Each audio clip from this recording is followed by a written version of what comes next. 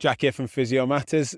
Delighted to be investigating technology integration into private practice in MSK and Physio Fitness here in Bournemouth. They are integrating technologies. They are basically looking at what gives them the most bang for their buck in terms of return on investment, but also then trying to work out what is getting the most for patients, help patients to understand where they're up to in their rehabilitation journey. And so it's been fascinating to then really interrogate their use cases, as well as then speak to some of their patients and staff to try and work out how they're making it work for them.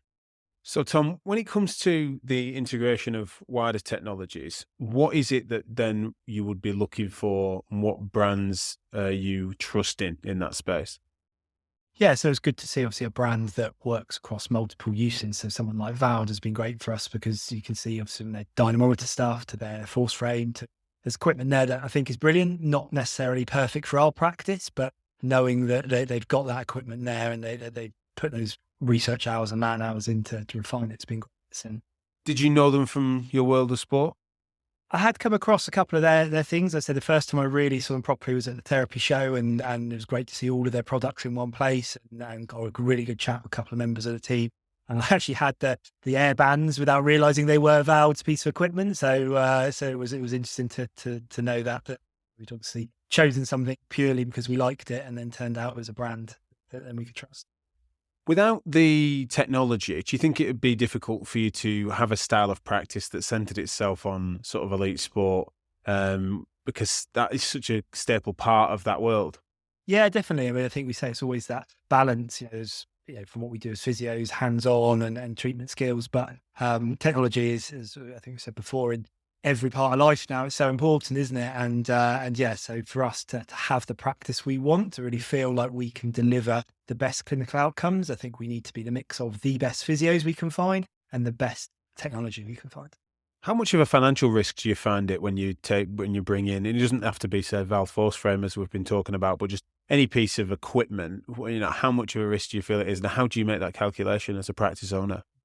Yeah, it's obviously difficult, isn't it? I think the biggest thing is knowing, is there another model going to come along next year? It's like your phone, isn't it? They're going to make changes, but okay, I'm parting with some cash here for this, but then next year they're going to release a whole load of new features. So most of the stuff we do integrates within our normal sessions, so we don't actually charge clients extra money for using it. So we have a set fee for our time. That does depend on the seniority of the clinician, but that's just a fee, and that client then gets use of anything within that we feel is going to get them better. And we feel that's important. We don't want to suddenly tell a client, oh, we think this thing's good for you, you've got to pay a bit extra to use it. We want them to have full confidence. They're paying for their physio session. We're choosing what we think is the best. To be quite honest, I am absolutely sick of practices that consider themselves high-end, simply just going for gadgets, gizmos, and fads, to be honest, that they then charge patients supplements to in order to use them.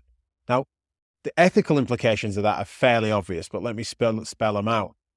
Really, by doing that, whether you mean to or not, whether you feel that genuinely that piece of technology is exactly what that patient needs, the fact that it might move you to in order to charge a supplement is something that is always going to be conflicting. And it's a very difficult thing to sort of correct your bias on.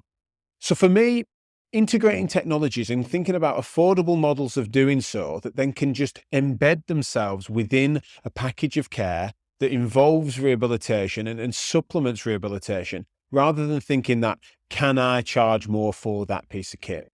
So I like that model, but it does then beg the question as to what factors you having to consider when it comes to the value for money and the investment that you then make up front. And ultimately, are we going to use it? Is it going to be used by everybody in the practice? And that's something we want to see. And we want to see all of our clinicians are using this, they're finding value in it, and it's giving them and the client a better outcome.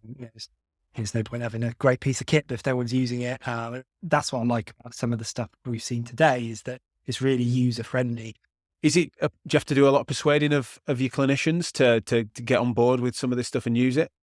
I think they like the idea of it. I think it's, when it comes to the time aspect, is how can they integrate it in their sessions as quickly as possible. But again, I think that's where we're getting them to, well, you can see your clients for longer and try and, say for us, if you go 5-6 years ago, most of our clients would come in for half an hour follow-ups. Now, most of them come in for hour-long follow-ups because they see the practice we've got. They see these treatment rooms, they see the rehabilitation, they see the technology, and say, okay, a longer session means I can use all of that. And that's where I always feel more comfortable with assessment technology rather than treatment technology. We're seeing evidence improving for modern electrotherapy modalities, complex, shockwave. It's not as if I'm suggesting that those haven't got a place. And I'm also not suggesting that it's not appropriate that you might need to package price certain packages of care there. But when it comes to assessment technologies, that's where I really do feel we need to make sure we're thoughtful about the business model that exists around it, and also have some examples of practices that are doing that well. Because I think that that's where we need to see that it is feasible without ending up selling sickness. The ways in which valve technology particularly has started to take what used to be complex lab testing kit that took a long time and making that practical within sessions, not just for assessment, but also isometric training and treatment.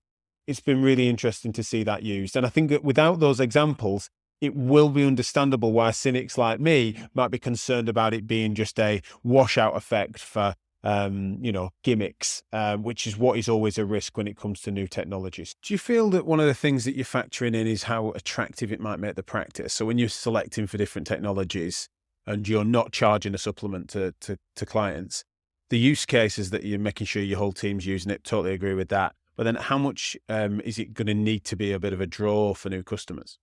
100%. You've got to match up what we think is clinically going to work for us, but also what looks good to a client. What are they going to come in? Because often with physios is complicated issues, but you're trying to make that simple to digest for the clients. Something that looks impressive and delivers a good job. It's important on both.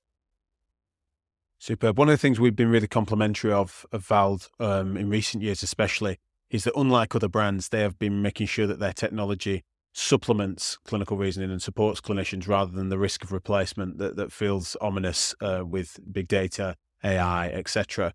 How have you felt that they've told that line? Yeah, I think it's great. So it advances our practice. It gives us stuff to work on and gives us things, as we can see with some of the examples we've had today.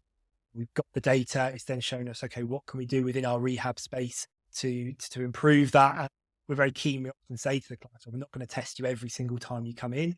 Do your baseline. We might do it in 6 weeks' time. So we integrate it throughout the rehab, but not necessarily every single visit. And you don't feel there's ever been a moment in which the integration of technology has ever felt threatening to you, your business, or your therapist? Definitely not. I think it's how you utilize it. Again, I think, as I say, technology is an all part of our lives now, whether we like it or not. And you choose to either go with that and change and develop it with you, or if you ignore it, it's probably going to come back to it. Superb. Thank you so much for your time today. Really appreciate it. Cheers. Clinical technology is here to stay. So we need to make sure that we're embracing it, but also holding it to a high standard, holding the brands to high standards, holding the clinics to high standards, and as therapists, making sure we are integrating it into our reasoning rather than supplanting it. Now, I've got a lot of time for Vald, we know this, but one of the things that they are doing is making sure that they've got that normative data to make sure it can be put into an appropriate context, and that they are constantly refining the ease of use so that it doesn't disrupt a session. You can imagine if the technology means that then you're using the time for that rather than that improving the communication, explanation, reassurance that we know is central to helping someone to function better.